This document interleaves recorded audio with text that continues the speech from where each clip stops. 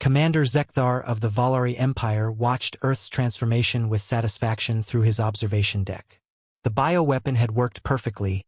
Earth's atmosphere now contained 70% methane, 20% sulfur compounds, and a cocktail of toxic gases that would have killed the old humanity in seconds.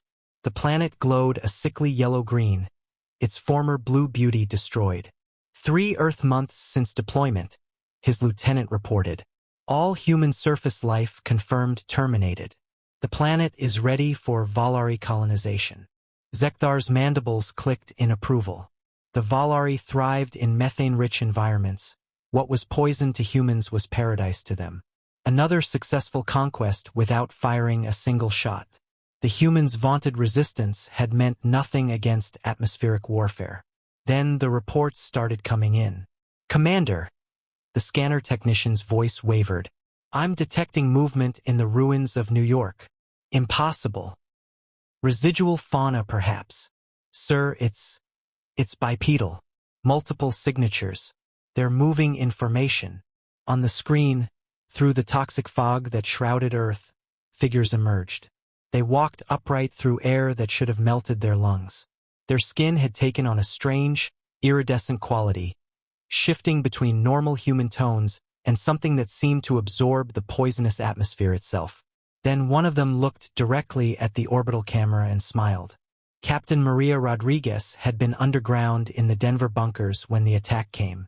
30 million survivors huddled in sealed shelters worldwide, watching their planet die through external cameras. The scientists said they had maybe 6 months of recycled air. The military said there was no way to fight back, you can't shoot an atmosphere. But humans had always been adaptable. It started with the children.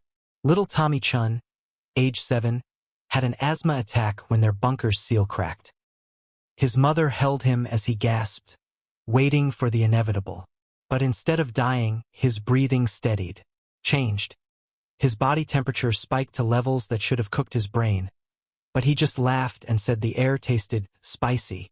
Within days, similar cases emerged globally. The human genome, pushed to the absolute brink, did what it had always done, evolved. Not over millennia, but in real time. Some called it miraculous. The scientists called it catastrophic adaptive mutation. The children called it cool. Maria had been among the first adults to volunteer for exposure. The transformation was agony, every cell in her body screaming as it rebuilt itself. Her lungs developed secondary chambers that processed methane into energy. Her liver mutated to filter sulfur compounds. Her skin became a living atmospheric converter. The toxic air didn't just become breathable, it became fuel. But the real surprise came when Maria discovered what she could do with that fuel. She stood in the ruins of Times Square and faced the first Valari landing craft. The aliens emerged in their environmental suits, confident the toxic atmosphere was their shield. Maria took a deep breath of the poisoned air, felt it convert to pure energy in her transformed lungs, and exhaled. Fire erupted from her mouth. Not normal fire, but a concentrated stream of ignited methane and sulfur, hot enough to melt Valari armor like wax. The alien screams echoed through their communications as Maria walked through their plasma fire, her mutated skin absorbing the energy, adding it to her internal furnace. "You gave us the gun," she said, her voice carrying across all frequencies, distorted by the chemical furnace in her throat, "and loaded it for us." Within weeks, humanity had fully adapted. The toxic atmosphere that was meant to be their tomb became their armor. Children played games breathing fire at targets. Athletes competed to see who could generate the hottest flames. The elderly found their arthritis cured by the constant internal heat generation. The Valari tried to retreat, but Earth's defenders were everywhere.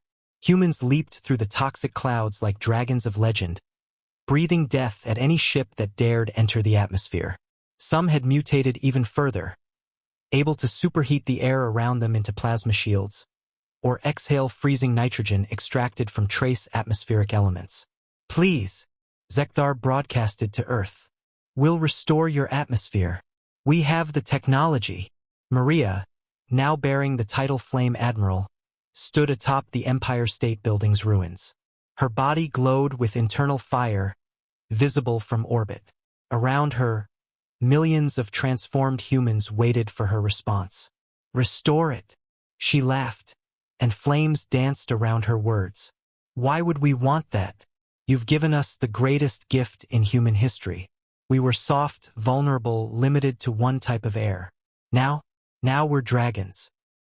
We can breathe anything, survive anywhere. Your colonies use methane atmospheres, don't they?"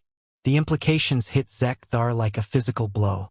They hadn't just failed to conquer Earth, they'd created their own conquistadors. Humans could now thrive on any Volari world. "Thank you," Maria continued, her grin visible even from orbit as flames wreathed her face. "You've made us unstoppable. See you soon." The last thing Zekthar's cameras recorded was Earth's surface lighting up, not with explosions, but with 8 billion humans breathing fire into the sky in unison. A declaration of their transformation heard across the galaxy. The hunters had become dragons, and the universe would burn bright with their presence.